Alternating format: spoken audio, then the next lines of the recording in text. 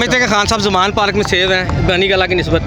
जी अल्हम्दुलिल्लाह लाहौरियों ने पिछले 3 से 4 माह में साबित किया है, जब जब खान साहब की तरफ मैली आंख से देखा गया है, लाहौरियों का जज्बा, सर्दी की रातें हों, बारिशें हों शामों की, लाहौरियों ने साबित किया है कि वो खान साहब के बेहतर मुहाफिज हैं और मौजूद है। आज का लॉन्ग मार्च कामयाब होगा? अल्हम्दुलिल्लाह इंशाल्लाह लॉन्ग मार्च तो कामयाब हो गया। आप इनकी बुखलाहट देखें, इनकी हट दर्मी देखें, जिस तरह इन्होंने बंद किया, इन्होंने तो सारे शहर को बंद करके रख दिया और इन्होंने तो खुद ही कामयाब कर दिया।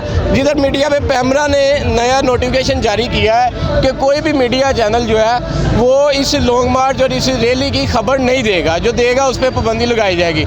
लेकिन अल्हम्दुलिल्लाह हमारा सोशल मीडिया आप जैसे भाई मौजूद हैं और डटे हुए हैं मुआवजे, तब तमाम कारकुनान ने डटे रहना है और ये इन्होंने खुद ही इस रैली को कामयाब कर दिया है शुरू होने से पहले ही। आप राना सनाउल्लाह को कोई हमारी वसासत से पैगाम देना